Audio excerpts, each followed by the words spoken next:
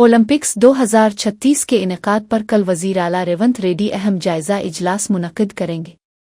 ये इजलास हैदराबाद में ओलंपिक्स की मेज़बानी के इम्कानात पर मरकूज़ रहेगा। वज़ीर आला रेवंत रेड्डी अपासुना कुंडीदिला, काव्य मारन और संजय गुनिका से मुलाकात करेंगे। इजलास कल बंजारा हिल्स के एक 5 स्टार होटल में होने वाला है। इस मुलाकात में ओलंपिक्स के इंतजामात और सरमायाकारी के पहलुओं पर गौर किया जाएगा। खेलों की दुनिया की बड़ी हस्तियां भी इस इजलास में शरीक होंगी। साबिक क्रिकेटर कपिल देव को इस इजलास के लिए मदऊ किया गया है। बैडमिंटन कोच पॉलेला गोपीचंद को भी खुसूसी मदअवैन की फहरिस्त में शामिल किया गया है। फुटबॉलर बाचों भोटिया और शूटर अभिनव बिंद्रा को भी दावत दी गई है। तेलंगाना हुकूमत इस इजलास के जरिए ओलंपिक्स 2036 के लिए हैदराबाद की मजबूत दावेदारी पेश करने की कोशिश करेगी।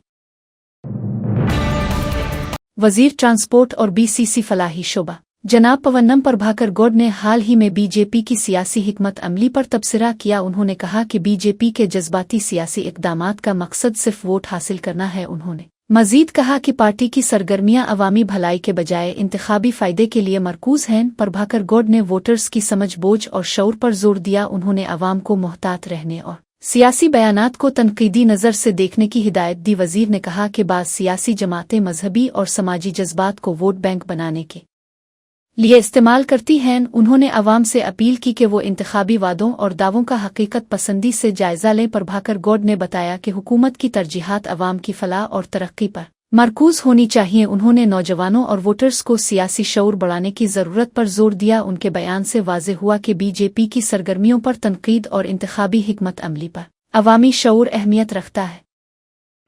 भारतीय जनता पार्टी ఓట్ల కొరకు మాత్రమే భగవంతుని వాడుకుంటుంది. రాజకీయంగా భగవంతుని రాజకీయాల్లోకి తీసుకొస్తా ఉంది. మొన్న గంగాధరలో మా ప్రదేశ్ కాంగ్రెస్ అధ్యక్షుడు మహేష్ కుమార్ గౌడ్ గారు దేశవ్యాప్తంగా రాహుల్ గాంధీ గారు ఓటు చోరీ బహిర్గతం చేసి సాక్ష్యాధారాలతోటి బీహార్లో జరిపిన విధంగా ఇక్కడ కూడా 8 మంది పార్లమెంట్ సభ్యులు ఆ భారతీయ జనతా పార్టీకి సంబంధించిన వాళ్ళు దొంగ ఓట్లతోటి ఓటు చోరీతోటి గెలిచి ఉండొచ్చురు అనేటువంటి ఒక మాట చెప్పినాడు. కావచ్చు, అనుమానం ఉంది అని చెప్పినాడు, ఆధారాలతో చెప్పలే. ఇవాళ నేను కోరుతా ఉన్నా పిసిసి అధ్యక్షుల్ని, అదేవిధంగా గౌరవ ముఖ్యమంత్రి గారిని కోరుతా ఉన్నా, జిల్లా వ్యాప్తంగా ఓట్ల చోరీకి జరిగినటువంటి అంశం మీద జిల్లా కాంగ్రెస్ ప్రెసిడెంట్లు అంటే ప్రభుత్వం తరఫున పర్యవేక్షణ ద్వారా భారతీయ జనతా పార్టీ యొక్క కుట్రలను కుతంత్రాలను బయటికి తెచ్చే ప్రయత్నం ఈ రాష్ట్రంలో జరగాల్సిందిగా కోరుతా ఉన్నా. బండి సంజయ్ గారికి నిజంగా ధైర్యం ఉంటే ఎన్నికల కమిషన్కు రాసి రాష్ట్రంలో ఎక్కడెక్కడ దొంగ ఓట్లు ఉన్నాయో, మొన్ననే కరీంనగర్లో ఒక 40 ఓట్లు ఒక ఇంట్లో ఉన్నటువంటి అవి కూడా మళ్ళీ మీరు మతం పేరు దొరుకుతుంది ముస్లింలో హిందువుల ఇళ్లలోనే చిన్న కుటీరంలో 40 ఓట్లు ఉన్నటువంటి సంఘటన బయటికి వచ్చినటువంటి పరిస్థితి. అటువంటి అంశాలు బయటికి తేవడానికి బండి సంజయ్ గారు సాక్షాత్తు నేను నిజంగానే దొంగ ఓట్లతోటి గెలవలే, దొంగ ఓట్లకు వ్యతిరేకం అన్నట్టయితే ఎన్నికల కమిషన్కు ఒక లేఖ రాయమని చెప్పి కోరుతా ఉన్నాం. ఇవాళ అక్షింతల పేరు మీద, శ్రీరాముడి పేరు మీద ఎన్నికల రాజకీయాలు చేసే భారతీయ జనతా పార్టీ ఇలా బండి సంజయ్ గారిని కోరుతా ఉన్నాం. ఒక కార్యకర్తగా ఒక నాయకుడిగా మీరు ఎదిగినారు కాదని ఎవరు అనడంలే, కానీ ఈరోజు ఎన్నికల సందర్భంగా మీరు వాడినటువంటి అంశాలు, ఇలా మీరు మాట్లాడుతున్నటువంటి మాటలు, భారతీయ జనతా పార్టీ రాష్ట్ర అధ్యక్షుడిగా మిమ్మల్ని తొలగిస్తే ఇదే ప్రదేశ్ కాంగ్రెస్ అధ్యక్షుడితో పాటుగా అనేక మంది బీసీ నాయకులం మావని ఎట్లా తొలగిస్తారా బలహీన వర్గాల బిడ్డనని మీకు సానుభూతిగా ఉన్నటువంటి పరిస్థితిని అర్థం చేసుకో. ఈరోజు తెలంగాణ ప్రభుత్వం బలహీన వర్గాలకు న్యాయం చేయడానికి 42% రిజర్వేషన్లు చట్టబద్ధతతో ఎట్లా అని అనేక రకాల ప్రక్రియల ద్వారా కార్యక్రమం జరిపితే మతం పేరు పెట్టి అడ్డం పెట్టి బీసీలకు అన్యాయం చేసే ప్రయత్నం చేస్తున్నారు. हाइड्रा की जानिब से निजी ज़मीन पर कब्जे के इल्ज़ामात के बाद किए गए इन्हिदामी इक़दामात पर हाई कोर्ट ने सख्त कार्रवाई की। मद्दापुर इलाके में जुबली इंक्लेव में वाई वेंकट रेड्डी और वाई जुगल रेड्डी के खिलाफ ये कार्रवाई की गई। 23 तारीख को सुबह सवेरे हाइड्रा की टीम ने उनकी ज़मीन पर इन्हिदामी काम शुरू किया। इन्हिदाम के बाद जगह के अर्द गिर्द बाड़ लगाई गई और बोर्ड्स नस्ब किए गए। मुतासिरा अफराद ने दावा किया कि उनकी ज़मीन को गैर कानूनी तौर पर काबिज होने का इल्ज़ाम लगाया गया। हाई कोर्ट ने मद्दाहों की पिटीशन पर समाअत करते हुए सवाल किया कि हुकूमत कई बार वाज़े कर चुकी है कि ये ज़मीन पार्क नहीं है। हाई कोर्ट ने हाइड्रा को हिदायत दी कि फौरी तौर पर ज़मीन पर लगाए गए बोर्ड्स हटाए जाएं। मज़ीद हुक्म तक ज़मीन पर कोई गैर ज़रूरी कब्जा तब्दीली न की जाए। अदालत ने वाज़ेह किया कि हुक्म की खिलाफ वर्जी की सूरत में हाइड्रा के खिलाफ कानूनी कार्रवाई की जाएगी। हाई कोर्ट के इस फैसले से मुतासिरा अफराद को रिलीफ मिला और निजी ज़मीन के तहफ़्फ़ुज़ को यकीनी बनाया गया। इदलाबाद जिला के उटनूर MPDO दफ्तर में एक मुनफरिद वाक़या पेश आया। यहाँ कल लक्ष्मी स्कीम के तहत चेक तकसीम का प्रोग्राम मुनक़िद हुआ। इस मौके पर कांग्रेस के रुकन असेंबली वेदमा बोजो ने भी शिरकत की। चेक तकसीम के दौरान एक दिलचस्प लम्हा सामने आया। MLA ने अपनी ही वालिदा को स्कीम के तहत चेक हवाले किया। ये मंजर देखकर वहाँ मौजूद लोग हैरान भी हुए और खुश भी। कल लक्ष्मी स्कीम गरीब खानदानों की बच्चियों की शादी के लिए मदद फराहम करती है। MLA की वालिदा को चेक मिलना अवाम के दरमियान मौज़ूआ गुफ्तगू बना। मकामी अफराद ने कहा कि ये शफ़ाफ तकसीम की एक मिसाल है। ये वाक़या अवामी और सियासी सतह पर काफ़ी तवज्जो का मरकज़ बन गया है।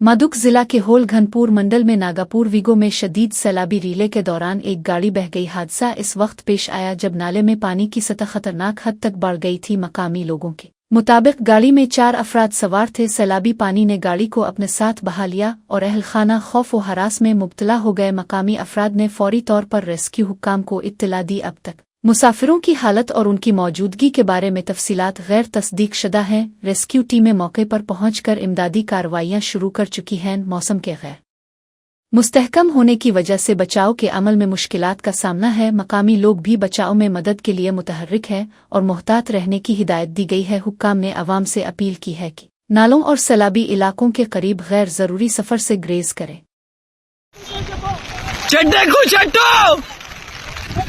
चट्टू चट्टू राय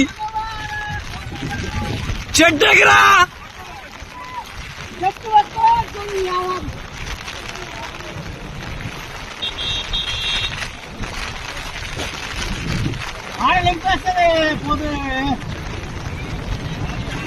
मामा वो जरा बात भी मान रहा कौन। अरे मदुक जिला के धूप सिंह तांडा गांव में शदीद सैलाब का कहर। भारी बारिशों के बाइस गांव मुकम्मल तौर पर पानी में डूब गया। सैलाबी पानी घरों में घुसने से दर्जनों मकान मुतासिर हुए। घरों में पानी लोग अपनी जान बचाने छतों पर चढ़ गए। बच्चों और औरतों समेत गांव के सभी लोग खौफ व हरास में मुब्तला। गांव वालों की चीख और पुकार दूर दूर तक सुनाई दे रही है। रिहायशियों ने इंतजामिया से फौरी तौर पर राहत और बचाव की अपील की। मकामी अफराद ने कहा कि कई रोज से बारिश के बाद हालात मजीद खराब हो गए हैं। रेस्क्यू टीमों को फौरी तौर पर भेजने का मुतालबा जोर पकड़ गया। गांव वाले दहाई दे रहे हैं कि अगर जल्द इमदाद न पहुंची तो बड़ा हादसा हो सकता है।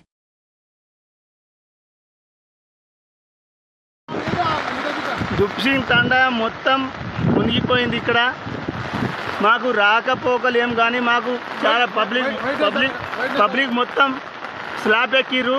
ఆడ తాండా మొత్తం తిరుగులే, మొత్తం తాండా మొత్తం మునిగిపోయింది. మాకు ఏంటంటే ఇప్పుడు పై అధికారులు మొత్తం మాకు ఏటు పోవాలన్నా మాకు దారి లేదు. ఇప్పుడు తాండా మొత్తం తిరుగులు మొత్తం వాటరే ఉంది. ఏటు చూసినా కానీ వాటరే మొత్తం వాటరే ఉంది.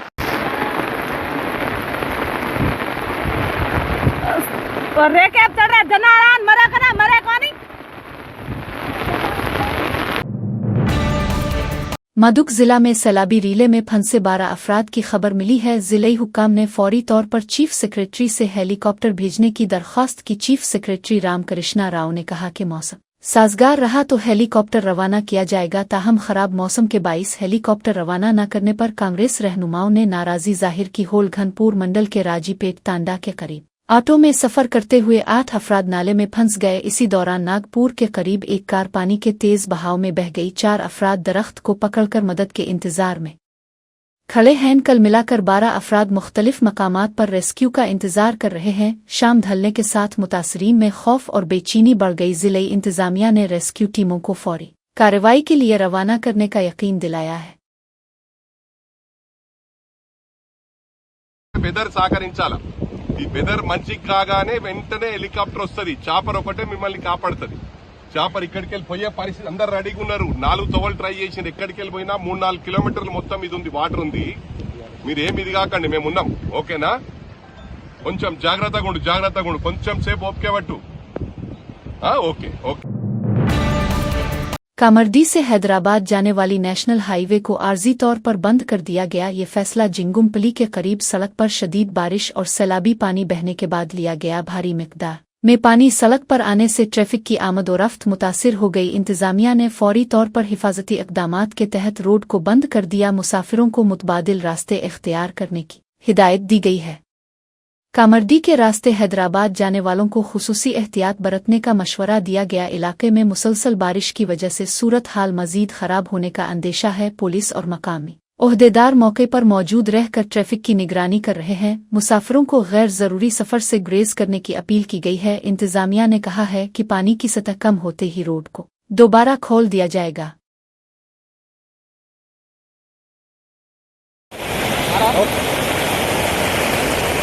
నమస్తే ఫ్రెండ్స్, మనం ఇప్పుడు కామారెడ్డి నుంచి హైదరాబాద్కు వెళ్లే నేషనల్ హైవే మీద ఉన్నాము.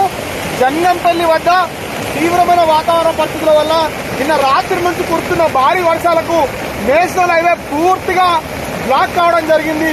దాదాపు 25 కిలోమీటర్ల మేర వాతావరణ పరిస్థితులు అత్యంత దారుణంగా ఉన్న నేపథ్యంలో మనం చూడొచ్చు బండ్లు కూడా కొట్టుకుపోయే పరిస్థితి. అత్యంత తీవ్రమైన పరిస్థితులలో కామారెడ్డి డిఎస్పీ గారు కూడా ఘటనా స్థలాన్ని పర్యవేక్షిస్తున్న దృశ్యాన్ని కూడా మనం చూడొచ్చు. జేసీబీతో ఆ నేషనల్ హైవేకి సంబంధించిన సిబ్బంది కూడా అంత క్లియర్ చేస్తున్నారు. దయచేసి కామారెడ్డి హైదరాబాద్ హైవేని అవాయిడ్ చేయాలి. మరీ ముఖ్యంగా చూసుకున్నట్లయితే సిద్దిపేట నుంచి కరీంనగర్ వెళ్తున్న నేషనల్ హైవే కూడా వాతావరణ పరిస్థితులు ఉధృతిగా ఉండడం వల్ల ఆ నేషనల్ హైవేని కూడా అధికారులు క్లోజ్ చేస్తున్నారన్నట్టుగా మనకు ప్రాథమికంగా సమాచారం వస్తుంది. ఎప్పుడు కూడా వాతావరణ పరిస్థితులు అత్యంత ఇబ్బందికరంగా ఉన్నందున ఎవరు కూడా ఇక్కడ ట్రావెల్ చేయవద్దని ప్రజలందరినీ కూడా కామారెడ్డి కలెక్టర్ గారు విజ్ఞప్తి చేయడం జరుగుతుంది. ముఖ్యమంత్రి కార్యాలయం నుంచి కూడా ఒక సూచన రావడం జరిగింది. ఈ వాతావరణ పరిస్థితులు బాగాలేనందున దూర ప్రజలందరినీ బంద్ చేసుకొని ప్రజలందరూ ఇళ్లలో ఉండాల్సిందిగా।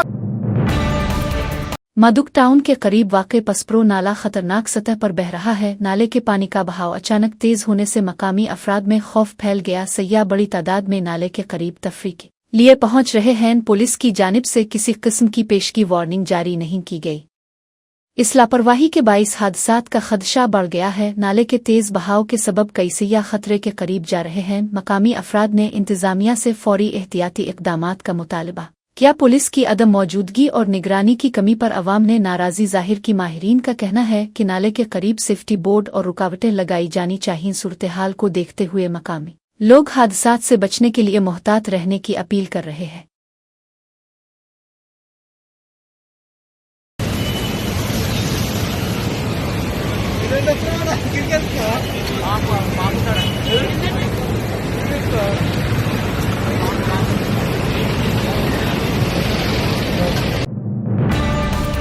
हैदराबाद के गोशा महल असेंबली हल्का के आगापुर इलाके में अनोखा वाकया पेश आया। यहां गणेश चतुर्थी के मौके पर एक खास किस्म की मूर्ति नस्ब की गई। मूर्ति को तेलंगाना के वजीर आला रेवंत रेड्डी के हुलिये में तैयार किया गया है। इस गैर मामूली मूर्ति की तनसीब मकामी सतह पर बहस का मौजू बन गई है। ये मूर्ति माही परवरी कमेटी के चेयरमैन मीटू साई कुमार की जानिब से नस्ब की गई। रेवंत रेड्डी के गेट अप में गणेश जी की मूर्ति देखने के लिए लोग बड़ी तादाद में पहुंच रहे हैं। कुछ मकामी अफराद ने इस इक़दाम को तख्लीक़ी करार दिया। वहीं बाज़ हलकों में इस पर सियासी रंग देने की भी बातें हो रही हैं। मूर्तियां आमतौर पर मजहबी अक़ीदत की अलामत होती हैं, मगर इस बार सियासत से जोड़ी गई हैं। ये वाक़या तेलंगाना की मौजूदा सियासी फ़िज़ा में एक नया मौज़ूअ बहस बन चुका है।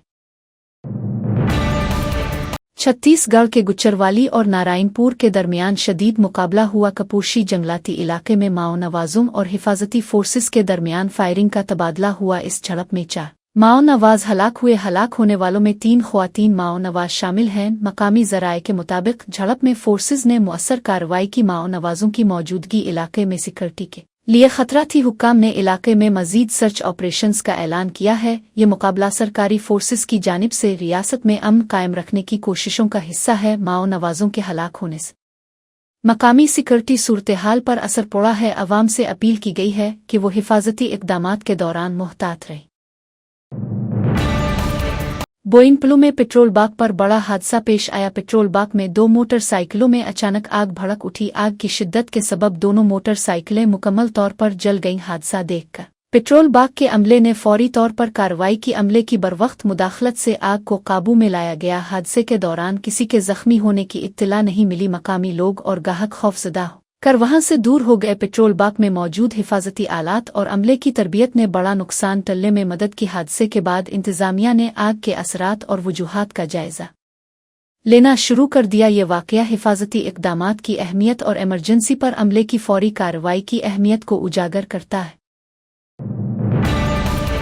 खैरियताबाद के महागणेश चतुर्थी के पहले पूजा के मौके पर एक हमला खातून ने बच्चे को जन्म दिया। ये वाकया तब पेश आया जब वो पहले दर्शन के लिए कतार में खड़ी थी। हमला खातून राजस्थान की रिहायशी रेशम हैन। वाकये के फौरन बाद करीबी कम्युनिटी हेल्थ सेंटर के डॉक्टर्स ने तिब्बी इमदाद फराहम की। डॉक्टर्स ने बताया कि मां और बच्चा दोनों की हालत खुशआइंद है। इस गैर मुतवक्के वाकये ने कतार में मौजूद लोगों की तवज्जो हासिल की। लोगों ने फौरन मदद फराहम की और इमरजेंसी की सहूलियात इस्तेमाल की। डॉक्टर्स ने मां और बच्चे की मुकम्मल निगरानी जारी रखी।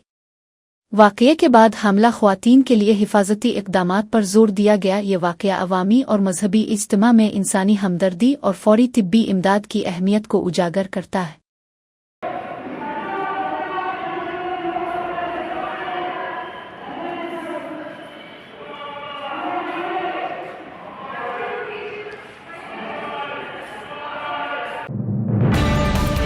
सैयदीपेट जिला के मद्दौड़ो मंडल के एक सरकारी अहलकार का नाम इस वक्त सुर्ख फहरिस्त में आया जब वो रिश्वत लेते हुए पकड़ा गया। ये अहलकार पुरशोर मुलाजमत की जमानत स्कीम के इंजीनियरिंग कंसल्टेंट थे। याद रहे कि उन्होंने यौम आज़ादी के मौके पर वजीर पवन्नम प्रभाकर के हाथों बेहतरीन मुलाजिम का अवार्ड हासिल किया था। पुरशोर मोलाओं ने आला हुक्काम को बिल की मंजूरी के लिए फाइलें भेजने के लिए कंट्रैक्टर से 11,500 रुपये रिश्वत लिए। अमल एंटी करप्शन ब्यूरो ACB की नज़र में आ गया और उन्हें गिरफ्तार कर लिया गया। ये वाकया सरकारी महकमों में रिश्वत के मसले को उजागर करता है। अहलकार को अवामी एतमाद तोड़ने का इल्ज़ाम भी आयद किया गया है। अवार्ड हासिल करने के बावजूद उनका यह इक़दाम इखलाकी और कानूनी तौर पर गैर मुनासिब करार पाया। एंटी करप्शन ब्यूरो ने मामले की तहकीकात तेज कर दी है। ये वाकया सरकारी अहलकारों में शफ़ाफियत और एहतिसाब की अहमियत पर जोर देता है।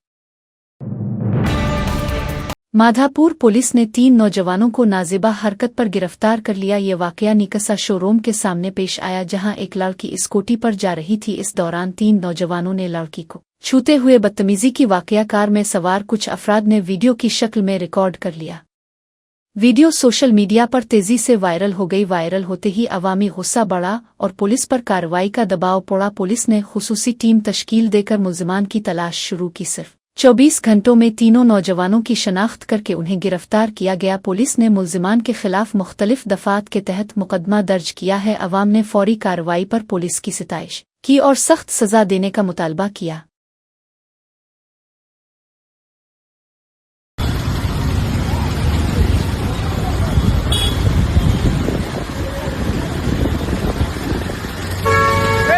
क्या कर रहे हो? क्यों सता रहे हो उनको? I got the numbers. जाओ मैं डालती पुलिस में डालती जाओ। अदाकार विजय के खिलाफ पुलिस ने मुकदमा दर्ज कर लिया है। टीवी के पार्टी की दूसरी आम सभा में विजय रैंप पर चलते हुए जा रहे थे। इसी दौरान कुछ मद्दा उन्हें करीब से मिलने की कोशिश कर रहे थे। मद्दाहों को विजय तक पहुंचने से बाउंसर्स ने रोक दिया। एक मद्दा शरद कुमार का इल्जाम है कि बाउंसर्स ने इसे जद-ओ-कूब किया। इसने परम्बलौर पुलिस स्टेशन ने इस वाकये की शिकायत दर्ज करवाई। शिकायत में कहा गया कि बाउंसर्स ने मद्दाहों के साथ बदसलूकी की। पुलिस ने शिकायत की बुनियाद पर विजय और बाउंसर्स के खिलाफ मुकदमा दर्ज किया। इस मामले के बाद मद्दाहों में नाराजगी देखी जा रही है। पुलिस मजीद तफ्तीश करके हकायक सामने लाने की कोशिश कर रही है।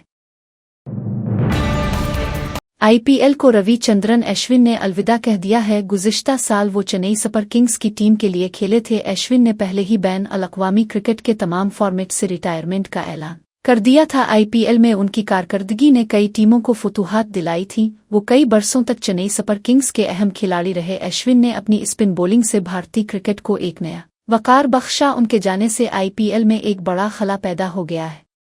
चेन्नई सुपर किंग्स के शायकीन उनकी गैर मौजूदगी पर अफसोस का इजहार कर रहे हैं। अश्विन ने अपने करियर में मुतअद्दिद बार मैच विनिंग कारकर्दगी दिखाई। अब वो क्रिकेट के मैदान से मुकम्मल तौर पर अलग हो चुके हैं। बिहार में हजारों लोगों ने अपनी वोटिंग के मसाइल के बारे में आवाज बुलंद की। उन्होंने कहा कि कई बार वोट डालने के बावजूद इस बार उनके नाम वोटर लिस्ट से खारिज कर दिए गए। इलेक्शन कमीशन ने कई जिंदा अफराद को वोटर लिस्ट में उम्मीदवार जाहिर कर दिया। रहनुमाओं का कहना है कि अमीरों के वोट मुतासिर नहीं हुए बल्कि डिलट पछड़े, इंतहाई पछड़े और अक़लियती कम्युनिटीज के वोट काटे गए। बीजेपी नहीं चाहती कि आम शहरियों की आवाज सुनाई दे, बच्चों के हुकूक महफूज हों और ज़मीन की हिफाजत मुमकिन हो। वोटरों की तालीम और पेपर लीक के खिलाफ एहतजाज को दबाने की कोशिश की जा रही है। अपोजिशन रहनुमा राहुल गांधी ने वोटर हुकूक यात्रा में कहा कि वोट चोरी सिर्फ बंगलोर सेंट्रल में नहीं हुई, हिंदुस्तान की तकरीबन 70 से 80 नशिस्तों पर वोट चोरी के मामलात सामने आए हैं। उन्होंने कहा कि जैसे महादेवपुरा के सबूत अवाम के सामने रखे गए, इसी तरह दीगर इलाकों के सबूत भी सामने लाएंगे। ये मुहिम वोटरों के हुकूक के तहफ़्फ़ुज़ और शफाफ इंतखाबात को यकीनी बनाने के लिए जारी रखी जाएगी। बिहार में हजारों लोग हमसे मिले, हजारों लोग मिले, कहते हैं भैया हमने तो वोट किया, 3-4 बार वोट किया, हमारे पास सारी की सारी आईडी है, हमारा वोट काट दिया। हजारों लोग से मैं मिला हूं यहां पे, जिंदा लोगों को मार दिया। और आप देखिए किसको मार रहे हैं, आप देखिए किसका वोट कट रहा है। मैं आपको बताता हूं, दलितों का वोट कट रहा है, पिछड़ों का वोट कट रहा है, ईबीसी का वोट कट रहा है, अल्पसंख्यकों का वोट कट रहा है। मतलब हिंदुस्तान के गरीब लोगों का वोट कट रहा है। अंबानी का नहीं कट रहा, अदानी का नहीं कट रहा, हिंदुस्तान के गरीब लोगों का वोट कट रहा है, क्योंकि वो नहीं चाहते कि आपकी आवाज सुनाई दे। वो नहीं चाहते कि आप अपनी जमीन की रक्षा कर पाओ। वो नहीं चाहते कि आप पेपर लीक के सामने खड़े हो पाओ। वो नहीं चाहते कि आपके बच्चों को रोजगार मिले। इसलिए भाइयों और बहनों, ये सिर्फ कर्नाटक सेंट्रल में नहीं हुआ है, ये हिंदुस्तान में 70-80 सीटों में किया गया था। और मैं आप इसको स्टेज से बता रहा हूं, हमने काम शुरू कर दिया है। माधेपुरा पहला कदम है। हम आपको दिखाएंगे कि असेंबली इलेक्शन चोरी किए जा रहे हैं, हरियाणा चोरी किया गया, महाराष्ट्र चोरी किया गया, लोकसभा चोरी की गई। हम दिखाएंगे आपको सबूत के साथ, जैसे हमने माधेपुरा में दिखाया, सबूत के साथ हम आपको दिखाएंगे।